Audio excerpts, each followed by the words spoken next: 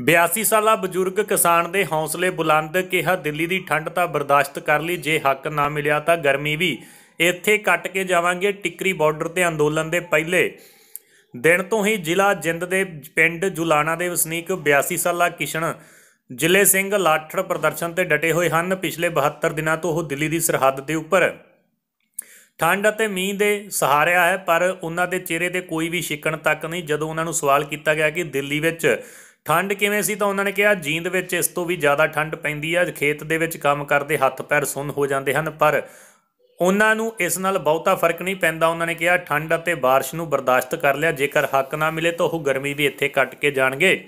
ਜ਼ਿਲ੍ਹੇ ਸਿੰਘ ਦਾ ਕਹਿਣਾ ਹੈ ਕਿ ਉਹ ਪੜ੍ਹੇ ਲਿਖੇ ਨਹੀਂ, ਪਰ ਜਦੋਂ ਵੀ ਦਿੱਲੀ ਵਿੱਚ ਕੋਈ ਵੱਡਾ ਕਿਸਾਨ ਅੰਦੋਲਨ ਹੋਇਆ ਉਹ ਉਸ ਦੇ ਵਿੱਚ ਜ਼ਰੂਰ ਸ਼ਾਮਲ ਹੋਏ ਹਨ। ਇਹ ਉਹਨਾਂ ਦਾ ਤੀਜਾ ਕਿਸਾਨ ਅੰਦੋਲਨ ਹੈ।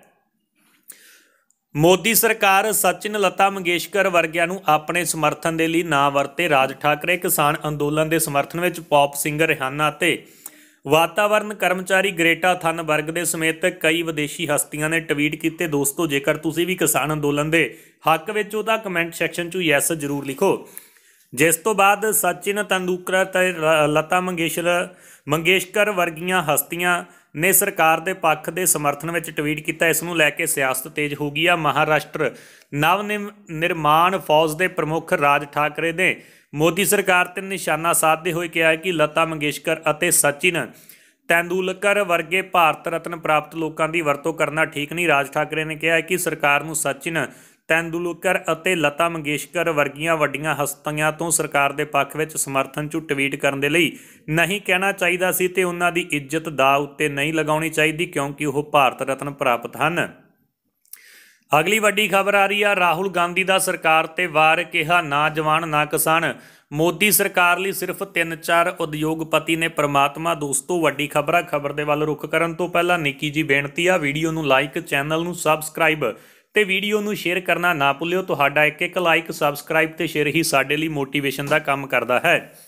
ਪਿਛਲੇ 75 ਦਿਨਾਂ ਤੋਂ ਦਿੱਲੀ ਦੀਆਂ ਸਰਹੱਦਾਂ ਤੇ ਅੰਦੋਲਨ ਕਰ ਰਹੇ ਕਿਸਾਨ ਕੜਾਕੇ ਦੀ ਠੰਡ ਅਤੇ ਮੀਂਹ ਦੇ ਬਾਅਦ ਵੀ ਲਗਾਤਾਰ ਡਟੇ ਹਨ। ਜ਼ਿਕਰਯੋਗ ਹੈ ਕਿ ਕਿਸਾਨ ਅੰਦੋਲਨ ਦੇ ਨਾਲ ਨਾਲ ਸਿਆਸਤ ਵੀ ਲਗਾਤਾਰ ਜਾਰੀ ਹੈ। ਸਾਰੀਆਂ ਵਿਰੋਧੀ ਪਾਰਟੀਆਂ ਵੱਲੋਂ ਕਿਸਾਨਾਂ ਦਾ ਸਮਰਥਨ ਕੀਤਾ ਜਾ ਰਿਹਾ। ਨਵੇਂ ਖੇਤੀਬਾੜੀ ਕਾਨੂੰਨਾਂ ਨੂੰ ਰੱਦ ਕਰਨ ਦੀ ਅਪੀਲ ਕੀਤੀ ਜਾ ਰਹੀ ਹੈ। ਇਸੇ ਵਿਚਕਾਰ ਸਾਬਕਾ ਕਾਂਗਰਸ ਪ੍ਰਧਾਨ ਅਤੇ ਸੰਸਦ ਮੈਂਬਰ ਰਾਹੁਲ ਗਾਂਧੀ ਨੇ ਕੇਂਦਰ ਦੀ ਮੋਦੀ ਸਰਕਾਰ ਤੇ ਨਿਸ਼ਾਨਾ ਸਾਧਿਆ। ਉਹਨਾਂ ਨੇ ਬਜਟ ਨੂੰ ਲੈ ਕੇ ਕੇਂਦਰ ਸਰਕਾਰ ਤੇ ਨਿਸ਼ਾਨਾ ਸਾਧਿਆ। ਰਾਹੁਲ ਨੇ ਮੋਦੀ ਸਰਕਾਰ ਤੇ ਦੋਸ਼ ਲਾਇਆ ਕਿ ਬਜਟ ਦੇ ਵਿੱਚ ਸਿਰਫ ਉਦਯੋਗਪਤੀਆਂ ਦਾ ਧਿਆਨ ਰੱਖਿਆ ਗਿਆ ਹੈ। ਸੈਨਿਕਾਂ ਦੀ ਪੈਨਸ਼ਨ ਦੇ ਵਿੱਚ ਵੀ ਕਟੌਤੀ ਕੀਤੀ ਗਈ ਹੈ। ਟਵੀਟ ਦੇ ਵਿੱਚ ਲਿਖਿਆ, ਬਜਟ ਵਿੱਚ ਫੌਜੀਆਂ ਦੀ ਪੈਨਸ਼ਨ ਵਿੱਚ ਕਟੌਤੀ, ਨਾ ਜਵਾਨ ਨਾ ਕਿਸਾਨ, ਮੋਦੀ ਸਰਕਾਰ ਲਈ ਸਿਰਫ 3-4 ਉਦਯੋਗਪਤੀ ਮਿੱਤਰ ਹੀ ਪ੍ਰਮਾਤਮਾ ਹਨ। ਰਾਹੁਲ ਗਾਂਧੀ ਕੇਂਦਰ ਸਰਕਾਰ ਦੇ ਬਜਟ ਤੇ ਨਿਸ਼ਾਨਾ ਸਾਧ ਰਹੇ ਹਨ। ਇਸ ਤੋਂ ਪਹਿਲਾਂ ਉਹਨਾਂ ਨੇ ਪੈਟਰੋਲ ਅਤੇ ਡੀਜ਼ਲ ਦੀਆਂ ਕੀਮਤਾਂ ਵਧਾਉਣ ਨੂੰ ਲੈ ਕੇ ਵੀ ਸਰਕਾਰ ਤੇ ਨਿਸ਼ਾਨਾ ਸਾਧਿਆ ਸੀ।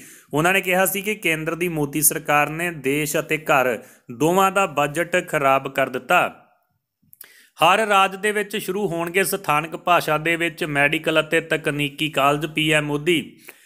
ਪ੍ਰਧਾਨ ਮੰਤਰੀ ਨਰਿੰਦਰ ਮੋਦੀ ਨੇ ਬੁਨਿਆਦੀ ਢਾਂਚੇ ਦੇ ਪ੍ਰੋਜੈਕਟਾਂ ਦੀ ਸ਼ੁਰੂਆਤ ਕਰਨ ਦੇ ਲਈ ਅਸਾਮ ਪਹੁੰਚੇ। ਮੁੱਖ ਮੰਤਰੀ ਸਰਬੀਨੰਦ ਸੋਨੋਵਾਲ ਦੇ ਪ੍ਰਧਾਨ ਮੰਤਰੀ ਨਰਿੰਦਰ ਮੋਦੀ ਦਾ ਸਵਾਗਤ ਕੀਤਾ। ਪ੍ਰਧਾਨ ਮੰਤਰੀ ਨੇ ਇੱਥੇ 2 ਹਸਪਤਾਲਾਂ ਦਾ ਨੀਂਹ ਪੱਥਰ ਰੱਖਿਆ ਤੇ ਅਸੋਮ ਮਾਲਾ ਪ੍ਰੋਗਰਾਮ ਦੀ ਸ਼ੁਰੂਆਤ ਕੀਤੀ। ਇਸ ਤੋਂ ਬਾਅਦ ਉਹਨਾਂ ਨੇ ਪੱਛਮੀ ਬੰਗਾਲ ਵੀ ਜਾਣਾ ਹੈ।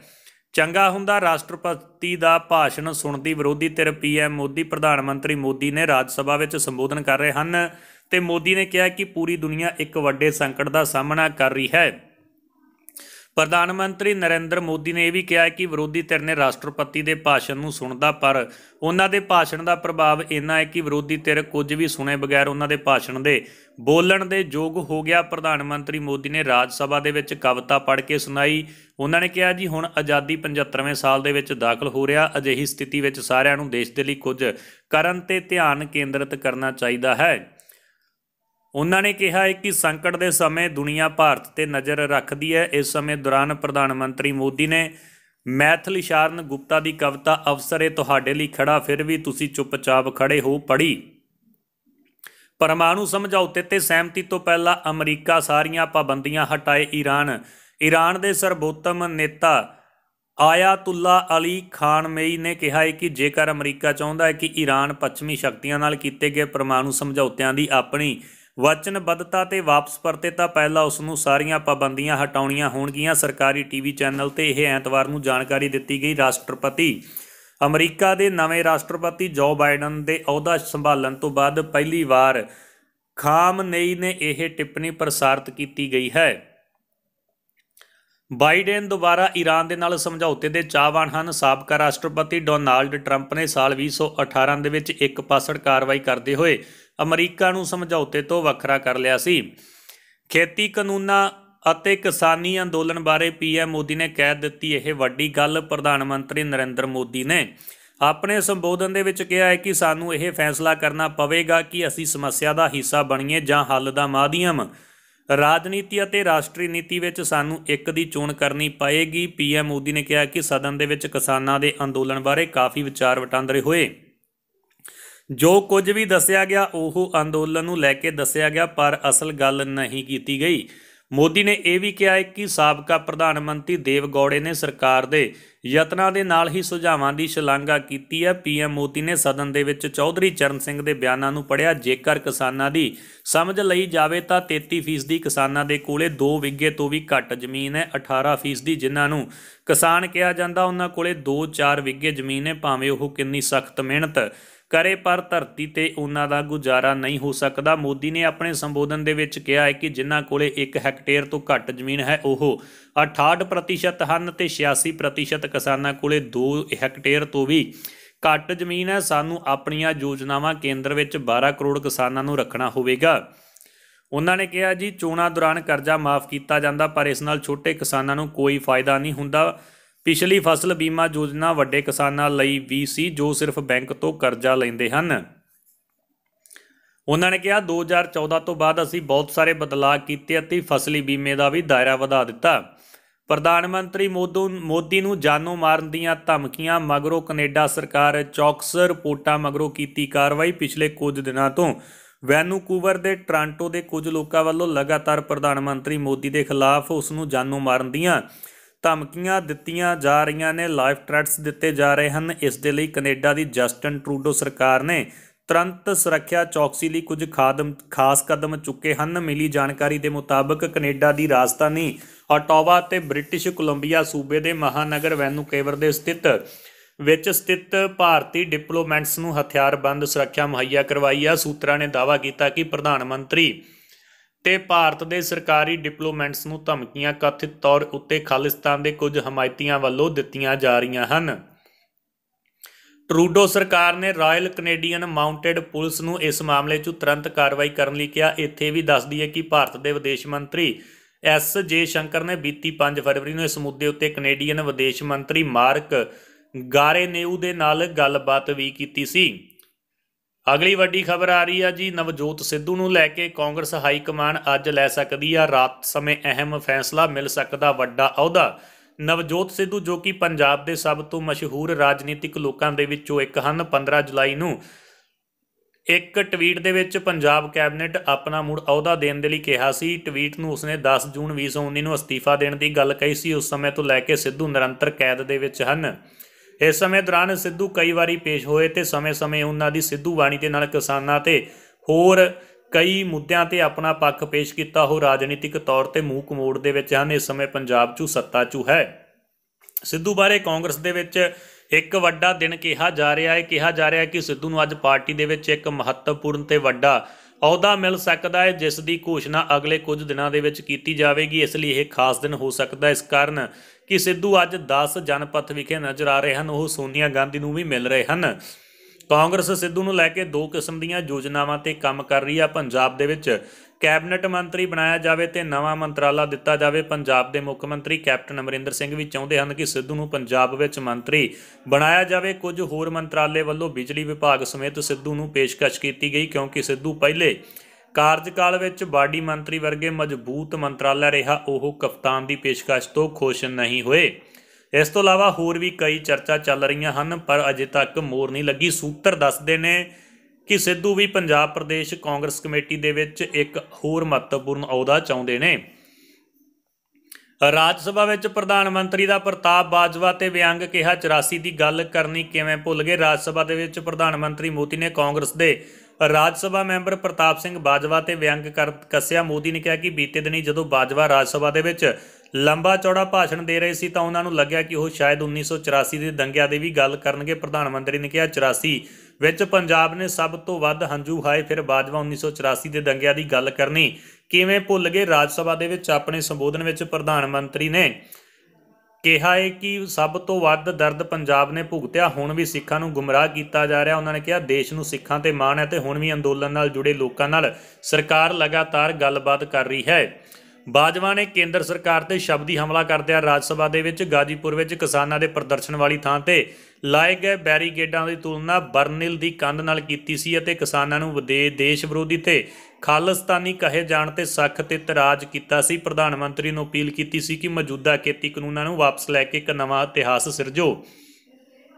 ਕਿਸਾਨਾਂ ਨੂੰ ਮਨਾਉਣ ਦੇ ਲਈ ਸਰਕਾਰ ਦੀ ਨਵੀਂ ਰਣਨੀਤੀ ਕਿਸਾਨਾਂ ਸਾਹਮਣੇ ਰੱਖੇਗੀ ਨਵਾਂ ਫਾਰਮੂਲਾ। ਸੰਸਦ ਦੇ ਦੋਵਾਂ ਸਦਨਾਂ ਵਿੱਚ ਪ੍ਰਧਾਨ ਮੰਤਰੀ ਨਰਿੰਦਰ ਮੋਦੀ ਦੇ ਵੱਲੋਂ 3 ਨਵੇਂ ਖੇਤੀ ਕਾਨੂੰਨਾਂ ਤੇ ਸਰਕਾਰ ਦਾ ਪੱਖ ਰੱਖੇ ਜਾਣ ਤੋਂ ਬਾਅਦ ਹੀ ਸਰਕਾਰ ਕਿਸਾਨ ਸੰਗਠਨਾਂ ਸਾਹਮਣੇ ਨਵਾਂ ਪ੍ਰਸਤਾਵ ਰੱਖ ਸਕਦੀ ਹੈ। ਨਵੇਂ ਸਿਰੇ ਤੋਂ ਇੱਕ ਹੋਰ ਪਹਿਲੂ ਤੇ ਸਰਕਾਰ ਪਹਿਲਾਂ ਦੀਆਂ ਨਜ਼ਰਾਂ ਕਿਸਾਨ ਆਗੂ ਰਾਕੇਸ਼ ਟਿਕੈਤ ਦੇ ਉੱਪਰ ਹਨ। ਪ੍ਰਧਾਨ ਮੰਤਰੀ ਮੋਦੀ ਸੋਮਵਾਰ ਨੂੰ ਰਾਜ ਸਭਾ ਦੇ ਵਿੱਚ ਅਗਲੇ ਹਫ਼ਤੇ ਦੀ ਲੋਕ ਸਭਾ ਦੇ ਵਿੱਚ ਰਾਸ਼ਟਰੀ ਭਾਸ਼ਣ ਦੇ ਉੱਤੇ ਬਹਿਸ ਦਾ ਹਿੱਸਾ ਦੇਣਗੇ। ਸਰਕਾਰੀ ਸੂਤਰਾਂ ਮੁਤਾਬਕ ਬਹਿਸ ਦੇ ਜਵਾਬ ਵਿੱਚ ਪ੍ਰਧਾਨ ਮੰਤਰੀ ਖੇਤੀ ਕਾਨੂੰਨਾਂ ਬਾਰੇ ਵਿਸਥਾਰਪੂਰਵਕ ਜਾਣਕਾਰੀ ਦਾ ਪੱਖ ਰੱਖਣਗੇ। ਇਸੇ ਦੌਰਾਨ ਖਾਸ ਤੌਰ ਤੇ ਅੰਦੋਲਨ ਖਤਮ ਕਰਨ ਦੇ ਲਈ ਸਰਕਾਰ ਵੱਲੋਂ ਪੇਸ਼ਕਸ਼ ਦਾ ਜ਼ਿਕਰ ਹੋਵੇਗਾ। ਸੂਤਰਾਂ ਨੇ ਵੀ ਕਿਹਾ ਕਿ ਸਰਕਾਰ ਆਪਣੇ ਵੱਲੋਂ ਕਿਸਾਨਾਂ ਨੂੰ 1.5 ਸਾਲ ਤੱਕ 3 ਕਾਨੂੰਨ ਰੱਦ ਕਰਨ ਅਤੇ ਸਰਬ ਪਾਰਟੀ ਕਮੇਟੀ ਬਣਾਉਣ ਦਾ ਪ੍ਰਸਤਾਵ ਦੇ ਸਕਦੀ ਹੈ ਜੀ। ਤੇ ਜੇ ਕੋਈ ਨਵੀਂ ਪਹਿਲ ਹੁੰਦੀ ਤਾਂ ਕੇਂਦਰ ਵਿੱਚ ਹੁਣ ਸਰਕਾਰ ਪੰਜਾਬ ਦੀਆਂ ਕਿਸਾਨ ਯੂਨੀਅਨਾਂ ਦੀ ਥਾਂ ਰਾਕੇਸ਼ ਟਿਕੈਤ ਨੂੰ ਮੂਹਰੇ ਰੱਖੇਗੀ। ਸਰਕਾਰੀ ਰਣਨੀਤੀਕਾਰ ਮੰਨਦੇ ਨੇ ਕਿ ਪੰਜਾਬ ਦੀਆਂ ਕਿਸਾਨ ਯੂਨੀਅਨਾਂ ਦੇ ਮੁਕਾਬਲੇ ਟਿਕੈਤ ਦਾ ਸਟੈਂਡ ਕੁਝ ਲਚਕੀਲਾ ਹੈ। 6 ਫਰਵਰੀ ਨੂੰ ਰਾਸ਼ਟਰੀ ਪੱਧਰ ਤੇ ਚੱਕਾ ਜਾਮ ਤੇ ਉੱਤਰ ਪ੍ਰਦੇਸ਼, ਦਿੱਲੀ ਅਤੇ ਉੱਤਰਾਖੰਡ ਨੂੰ ਦੂਰ ਰੱਖ ਕੇ ਟਿਕੈਤ ਨੇ ਇਸ ਸੰਬੰਧੀ ਕੁਝ ਸੰਕੇਤ ਵੀ ਦੇ ਦਿੱਤੇ ਹਨ।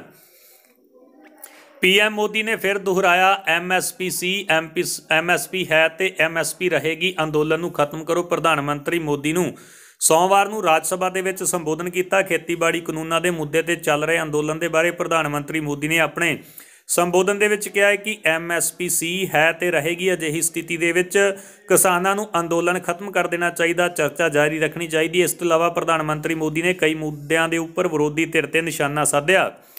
ਮੋਦੀ ਨੇ ਕਿਹਾ ਹੈ ਕਿ ਜਦੋਂ ਲਾਲ ਬਹਾਦੁਰ ਸ਼ਾਸਤਰੀ ਜੀ ਖੇਤੀਬਾੜੀ ਸੁਧਾਰ ਕਰਨ ਪਏ ਸਨ ਤਾਂ ਉਦੋਂ ਵੀ ਉਹਨਾਂ ਨੂੰ ਮੁਸ਼ਕਲਾਂ ਦਾ ਸਾਹਮਣਾ ਕਰਨਾ ਪਿਆ ਸੀ, ਉਹ ਪਿੱਛੇ ਨਹੀਂ ਹਟੇ ਸਨ। ਉਸ ਵਕਤ ਖੱਬੇ ਪੱਖੀ ਕਾਂਗਰਸ ਨੂੰ ਅਮਰੀਕਾ ਦਾ ਏਜੰਟ ਕਹਿੰਦੇ ਸਨ, ਅੱਜ ਉਹ ਮੈਨੂੰ ਲਗਾਤਾਰ ਗਾਲਾਂ ਕੱਢ ਰਹੇ ਹਨ। ਤੇ ਮੋਦੀ ਨੇ ਇਹ ਵੀ ਕਿਹਾ ਕਿ ਕੋਈ ਵੀ ਕਾਨੂੰਨ ਆਇਆ ਹੋਵੇ ਉਸ ਦੇ ਕੁਝ ਸਮੇਂ ਬਾਅਦ ਹੀ ਸੁਧਾਰ ਹੁੰਦੇ ਹਨ। ਪੀਐਮ ਮੋਦੀ ਨੇ ਅਪੀਲ ਕਰਦਿਆਂ ਕਿਹਾ ਹੈ ਕਿ ਸਾਨੂੰ ਅੰਦੋਲਨਕਾਰੀਆਂ ਨੂੰ ਸਮਝਾ ਕੇ ਅੱਗੇ ਵਧਣਾ ਪਵੇਗਾ, ਗੱਲਾਂ ਮੇਰੇ ਖਾਤੇ ਵਿੱਚ ਜਾਣ ਦਿਓ ਪਰ ਸੁਧਾਰ ਹੋਣ ਦਿਓ। ਪੀਐਮ ਮੋਦੀ ਨੇ ਕਿਹਾ ਕਿ ਬਜ਼ੁਰਗ ਅੰਦੋਲਨ ਦੇ ਵਿੱਚ ਬੈਠੇ ਹਨ, ਉਹਨਾਂ ਨੂੰ ਘਰੇ ਚਲਾ ਜਾਣਾ ਚਾਹੀਦਾ। ਅੰਦੋਲਨ ਨੂੰ ਖਤਮ ਕਰਕੇ ਕਿਸਾਨਾਂ ਨਾਲ ਗੱਲਬਾਤ ਅਸੀਂ ਨਿਰੰਤਰ ਜਾਰੀ ਰੱਖਾਂਗੇ। ਪੀਐਮ ਮੋਦੀ ਦੇ ਭਾਸ਼ਣ ਤੋਂ ਬਾਅਦ ਬੋਲੇ ਰਾਕੇਸ਼ ਟਿਕੈਤ, ਅਸੀਂ ਕਦੋਂ ਕਿਹਾ ਐਮਐਸਪੀ ਖਤਮ ਹੋ ਰਹੀ ਹੈ। ਪ੍ਰਧਾਨ ਮੰਤਰੀ ਨਰਿੰਦਰ ਮੋਦੀ ਦੇ ਭਾਸ਼ਣ ਤੋਂ ਬਾਅਦ ਰਾਜ ਸਭਾ ਦੇ ਵਿੱਚ ਭਾਸ਼ਣ ਤੋਂ ਜਵਾਬ ਦਿੰਦੇ ਹੋਏ ਸੋਮਵਾਰ ਨੂੰ ਕਿਸਾਨ ਅੰਦੋਲਨ ਦੀ ਵੀ ਚਰਚਾ ਕੀਤੀ। ਉਹਨਾਂ ਨੇ ਕਿਸਾਨ ਅੰਦੋਲਨ ਖਤਮ ਕਰਕੇ ਗੱਲਬਾਤ ਦਾ ਸੱਦਾ ਦਿੱਤਾ। ਇਸ ਦੇ ਉੱਪਰ ਕਿਸਾਨ ਯੂਨੀਅਨਰ BKU ਦੇ ਆਗੂ ਰਾਕੇਸ਼ ਟਿਕੈਤ ਦਾ ਬਿਆਨ ਆਇਆ। ਟਿਕੈਤ ਨੇ ਕਿਹਾ ਅਸੀਂ ਕਦੋਂ ਕਿਹਾ ਕਿ ਐਮਐਸਪੀ ਖਤਮ ਹੋ ਰਹੀ ਹੈ, ਅਸੀਂ ਕਿਹਾ ਐਮਐਸਪੀ ਤੇ ਇੱਕ ਕਾਨੂੰਨ ਬਣਨਾ ਚਾਹੀਦਾ। ਜੇਕਰ ਅਜਿਹਾ ਕਾਨੂੰਨ ਬਣਦਾ ਤਾਂ ਦੇਸ਼ ਦੇ ਸਾਰੇ ਕਿਸਾਨਾਂ ਨੂੰ ਇਸ ਦਾ ਫਾਇਦਾ ਹੋਵੇਗਾ। ਹੁਣ ਐਮਐਸਪੀ ਤੇ ਕੋਈ ਕਾਨੂੰਨ ਨਹੀਂ ਅਤੇ ਕਿਸਾਨਾਂ ਦੀ ਵਪਾਰੀਆਂ ਦੇ ਹੱਥੋਂ ਲੁੱਟ ਹੋ ਰਹੀ ਹੈ।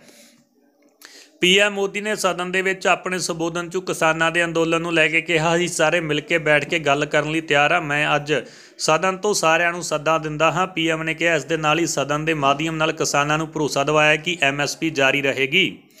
ਕੇਂਦਰੀ ਮੰਤਰੀ ਦੇ ਸਾਹਮਣੇ ਭੜਕੇ ਬੀਜੇਪੀ ਦੇ ਸਾਬਕਾ ਮੰਤਰੀ ਕਿਹਾ ਮੇਰੇ ਨਾਲ ਜਰਾ ਠੀਕ ਤਰ੍ਹਾਂ ਬਿਹੇਵ ਕਰੋ ਨਹੀਂ ਤਾਂ ਮੈਂ ਤੁਹਾਨੂੰ ਠੀਕ ਕਰ ਦਿਆਂਗਾ।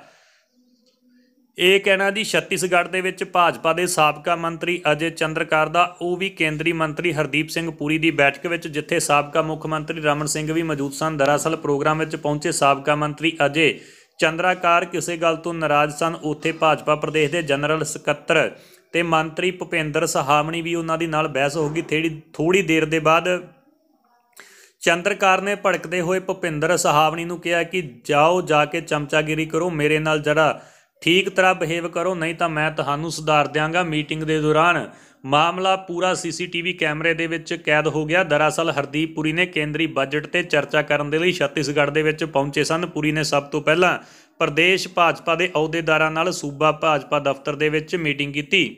ਸਹਿਕਾਰੀ ਬੈਂਕ ਦੇ ਵਿੱਚ ਵੱਡੀ ਲੁੱਟ, ਇੱਕ ਹੀ ਨਕਾਬਪੋਸ਼ ਨੇ ਦਿੱਤਾ ਪੂਰੀ ਘਟਨਾ ਨੂੰ ਅੰਜਾਮ। ਪੰਜਾਬ ਦੇ ਵਿੱਚ ਵੱਧ ਰਹੀਆਂ ਲੁੱਟ ਖੋਹ ਦੀਆਂ ਵਾਰਦਾਤਾਂ ਦੇ ਬਾਵਜੂਦ ਪ੍ਰਸ਼ਾਸਨ ਦਾ ਢਿੱਲਾ ਵਟੀਰਾ ਕਈ ਪ੍ਰਸ਼ਨ ਖੜੇ ਕਰ ਰਿਹਾ। ਅਜਿਹਾ ਇੱਕ ਮਾਮਲਾ ਹੁਣ ਚੰਡੀਗੜ੍ਹ ਦੇ ਸਟੇਟ ਸਹਿਕਾਰੀ ਬੈਂਕ ਸੈਕਟਰ 61 ਤੋਂ ਸਾਹਮਣੇ ਆਇਆ, ਜਿੱਥੇ ਇੱਕ ਲੁੱਟ ਨੇ ਬੈਂਕ ਕਰਮਚਾਰੀ ਨੂੰ ਬੰਦੂਕ ਦੀ ਨੋਕ ਤੇ ਰੱਖ ਕੇ ਵਾਰਦਾਤ ਨੂੰ ਅੰਜਾਮ ਦਿੱਤਾ। ਮਿਲੀ ਜਾਣਕਾਰੀ ਅਨੁਸਾਰ ਲੁਟੇਰਾ ਆਪਣੇ ਖਾਤੇ ਦਾ ਵੇਰਵਾ ਜਾਣਨ ਦੇ ਬਹਾਨੇ ਚੰਡੀਗੜ੍ਹ ਦੇ ਸਹਿਕਾਰੀ ਬੈਂਕ ਵਿੱਚ ਦਾਖਲ ਹੋਇਆ ਤੇ 10 ਲੱਖ ਰੁਪਏ ਲੈ ਕੇ ਫਰਾਰ ਹੋ ਗਿਆ।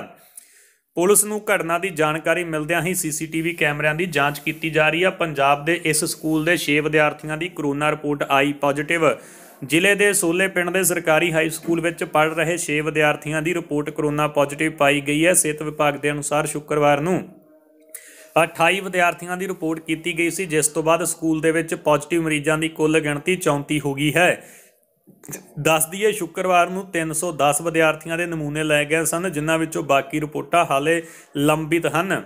ਖਤਮ ਹੋਣ ਵਾਲੀ ਹੈ LPG ਤੇ ਸਬਸਿਡੀ, ਸਰਕਾਰ ਕਰ ਰਹੀ ਹੈ ਤਿਆਰੀ। ਪਿਛਲੇ ਦਿਨਾਂ ਦੀਆਂ ਨਜ਼ਰ ਮਾਰੀਏ ਤਾਂ LPG ਦੀਆਂ ਕੀਮਤਾਂ 2019 ਦੇ ਵਿੱਚ ਵਧੀਆਂ ਹਨ ਤੇ ਹੁਣ ਉਹ ਪੈਟਰੋਲ ਦੇ ਵਾਅਦੇ ਨਾਲੋਂ ਘੱਟ ਹਨ। ਅਜਿਹਾ ਕੁਝ